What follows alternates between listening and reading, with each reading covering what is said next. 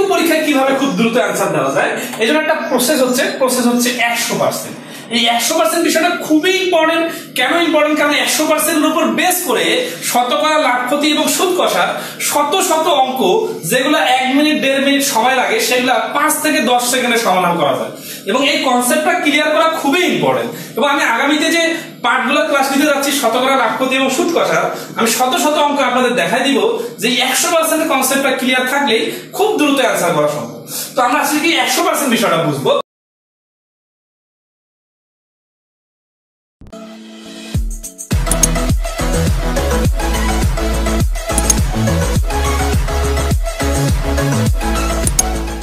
সে 50 জন student আছে, আর এই 50 জনই উপস্থিত হয়েছে। আমরা কি বলি না যে আজকে শতভাগ উপস্থিতি?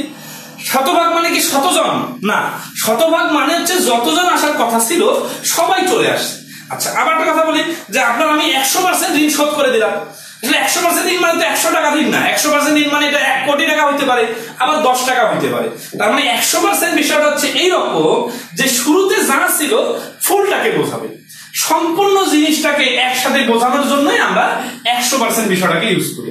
আচ্ছা, আর একটা বিষয় প্র্যাকটিক্যালি উদাহরণ দেই, সেটা হচ্ছে যে এই যে কোনো সময় বাজেট যে হয় জুন মাসের দিকে, তো এই বাজেটের সময় দেখবেন পরের দিনে পত্রিকাগুলোতে এইভাবে পার্ট বাই পার্ট করে একটা বৃত্ত দেখানো হয়। বলে কি যে এখানে 25% শিক্ষা খাতে ভাগ, সামরিক খাতে 20%, এরকম স্বাস্থ্য খাতে 5%, এরকম বিভিন্ন পার্সেন্টেজ আকারে দেখানো যায়। তো এগুলো সবগুলোই যোগ করে আপনারা দেখবেন 100% বোঝায়। তার মানে কি যে 100%টা হচ্ছে সর্বমোট যেটা, সেটাকে 100% বোঝায়। আচ্ছা, তাহলে এখন আসি যে একটা জিনিসের দাম 500 টাকা, তার মানে এই জিনিসটার দাম 100% আছে। তাহলে এই জিনিসটার দাম 10% বেড়ে গেল। তাহলে আগে ছিল 100% আর 10% বেড়ে গেল, এবার হয়ে গেল 110%। যদি বলি 10% কমে গেল, 10% কমে গেলে 100 থেকে কমে যে হয়ে যাবে 90%। তাহলে যখন কমাবার কিছু বোঝাবে না তখন কি ছিল? তখন 100% ছিল। তার মানে বিষয়টা হচ্ছে যে কোনো কিছু ইনিশিয়াল পর্যায়ে আমরা ধরবো 100% এবং এটা যদি বাড়ে তাহলে যোগ হবে, আর যদি কমে তাহলে বিয়োগ হবে। আচ্ছা, এখন আসি এই জিনিসটা কিভাবে অঙ্কে কাজে লাগানো যায় এটা আমরা এখন দেখবো। ধরা আছে যে একটা ক্লাসে কিছু ছাত্রছাত্রী ছিল, এদের মধ্যে থেকে 75 জন একটা বনভোজনে গেল। মানে কিছু ছাত্রছাত্রী, অথবা আমি দেই 30% ছাত্রছাত্রী বনভোজনে গেল। তো বনভোজনে যারা ছাত্রছাত্রী যেগুলো আছে এদেরকে আমি গুনে গুনে দেখলাম যে এরা হচ্ছে 75 জন। বলেন তো ওই ক্লাসে টোটাল স্টুডেন্ট কতজন ছিল? তাহলে এই অঙ্কটা বোঝার জন্য দেখেন খুব সহজে করা যায়। এই যে পার্সেন্টেজের কনসেপ্টটা 100%, যেটা হচ্ছে টোটাল ক্লাসের ছাত্রছাত্রী, এরা যখন শুরুতে ছিল, যখন বনভোজনে জানে ক্লাসের মধ্যে ছিল, এরা 100% ছিল। এখান থেকে যখন আমি 30% কে বনভোজনে যেতে দেখলাম, তো এরাই হচ্ছে 75 জন। তাহলে 30% যদি 75 জন হয়, আমি যদি এখানে 100% ফুলটার মান বাইর করি তাহলে কিন্তু টোটাল স্টুডেন্ট বাইর হয়ে যাবে। আচ্ছা, আবার দেখেন এই যে 70% আছে, এরা হচ্ছে বনভোজনে যায় নাই। তাহলে 100% বের করলে বনভোজনে যাওয়া স্টুডেন্ট এবং বনভোজনে না যাওয়া স্টুডেন্ট সবার মান বাইর হবে। তাহলে আমরা লিখবো 30% ইকুয়াল টু 75, 1% ইকুয়াল টু এত, 100%। 100% কেন বাড়ি করতেছি? অন্য কোনো পার্সেন্টেজ বাড়ি করতেছি না কেন? 100% তখনই বাড়ি করতে হবে যখন যে কোনো কিছু মোট একটা বাড়ি করতে বলবে। তাহলে এখানে যেহেতু টোটাল ছাত্রছাত্রী চাইছে, শূন্য কাটা 3 25 75, অ্যান্সার হচ্ছে 250 জন। আচ্ছা, যদি এই প্রশ্নে বলতো যে কতজন বনভোজনে যায় নাই, তখন আমরা কি করতাম? এই 100% এর মান বাইরে না করে এখানে 70% এর মান বাইর করতাম। তো আশা করি আপনারা এই 100% বিষয়টা বুঝছেন।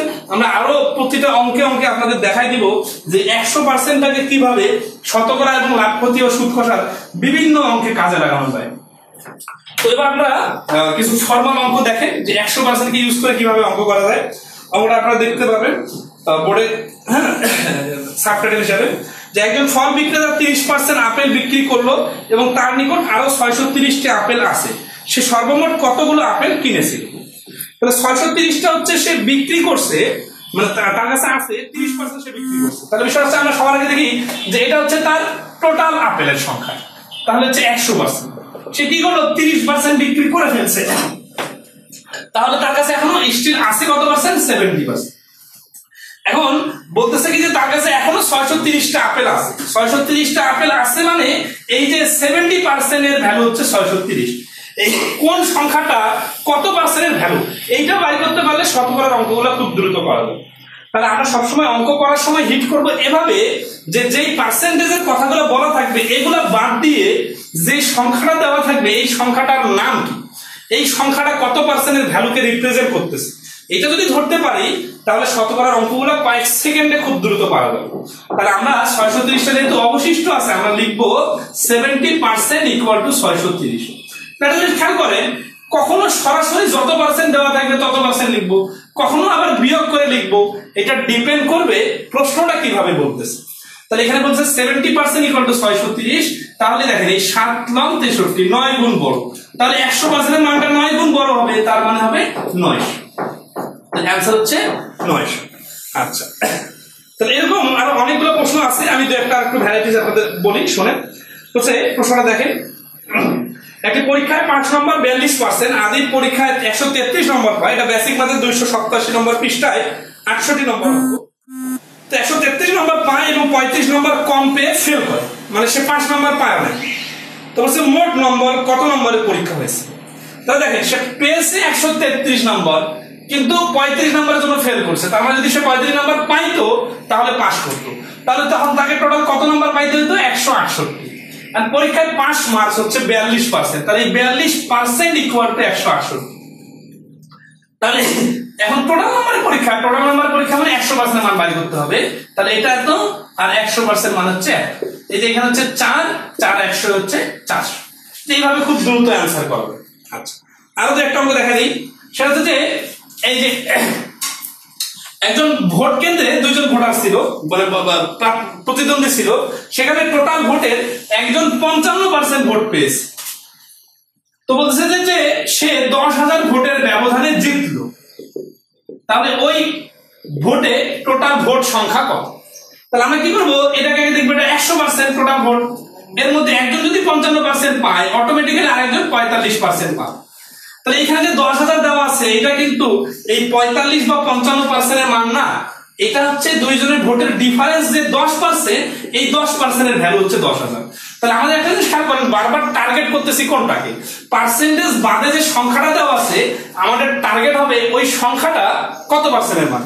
তাহলে 10% এর মান হচ্ছে 10,000, তাহলে 100% এর মানটা 10 গুণ বেশি হবে, কারণ থেকে 10 গুণ বাড়লো, তাহলে এখানে 10,000 এর সাথে 100 বেরোলে 1 লক্ষ। তাহলে ওই ভোটে টোটাল ভোটার ছিল 1 লক্ষ জন। এখন যদি বলে যে জিতেছে সে কতগুলো ভোট পাইছে, তাহলে আমরা 100% এর মান বাইর না করে এখানে 55% এর মান বাইর করব। যদি বলে যে হেরে গেছে সে কতগুলো ভোট পেয়েছে, তখন আমরা 45% এর মান বাইর করব। তার মানে বিষয়টা হচ্ছে যে প্রথমে যদি আমরা এই 10,000টা কত পার্সেন্টের মান এটা বাইর করতে পারি, তারপরে যে কোনোটা কিছু চাইলে সেটা বের করে দেওয়া খুব সহজ হবে। তো এগুলো গেল শতকরার, আরো এরকম অনেক প্রশ্ন আছে, প্রশ্নগুলো খুব সহজে পারা যায়। এই যে গত বিসিএস 38তম আসতেছিল, বলতেছে যে মিস্টার রেজা তার সম্পদের 12% স্ত্রীকে, 58% ছেলেকে এবং অবশিষ্ট 7,20,000 টাকা মেয়েকে দিলেন। তাই বিসিএস এর সব থেকে সহজ প্রশ্নগুলো আসে, এগুলো খুব সহজে পারা যায়। হ্যাঁ, তাহলে বিসিএস এর এই শতকরা প্রাপ্য সুদ কোষ এই টপিকগুলো নিয়ে টেনশন করার দরকার নেই। তার সম্পদের মোট মূল্য কত, সম্পদের মোট মূল্য মানে 100%। তাহলে এটা খেয়াল করে যে এটা হচ্ছে তার টোটাল মূল্য, এটা হচ্ছে 100%। এখান থেকে তার স্ত্রীকে দিয়েছে 12%, তার ছেলেকে দিয়েছে 58%, অনেকগুলা, আর এই যে অবশিষ্ট আছে এইটার নাম হচ্ছে 7,20,000। তাহলে আমাদের টার্গেটটা হবে এইটা কত পার্সেন্টের ভ্যালু। তাহলে আমরা 58 আর 12 যদি যোগ করি তাহলে আমরা দেখতেছি এটা হচ্ছে 70%। তাহলে এই স্ত্রী আর ছেলেকে মিলে যদি 70% দেয় তাহলে অবশিষ্ট থাকবে কত পার্সেন্ট, অবশিষ্ট থাকবে 30%। তাহলে এই 30% এর ভ্যালু হচ্ছে 7,20,000। এখন আমরা 100% এর মান বের করব। এই যে 30 এর থেকে এটা হচ্ছে 3 14 3 24 এ 72 হয়, তাহলে 24 হবে।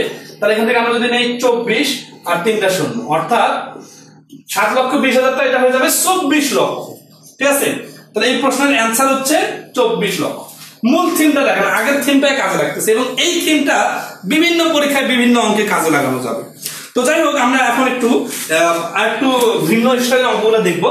এগুলোতে আমরা দেখলাম যে শতকরা হার কিভাবে বের করে আর 100%টাকে কাজে লাগিয়ে কিভাবে পার্সেন্টেজের মান বের করে। এখন আমরা দেখবো খুবই ইম্পর্টেন্ট এবং ইন্টারেস্টিং একটা বিষয়, সেটা হচ্ছে শতকরা আর শতকরা। এগুলো অনেকের কাছে জটিল লাগে যে 2-3 বার হিসাব হলে 2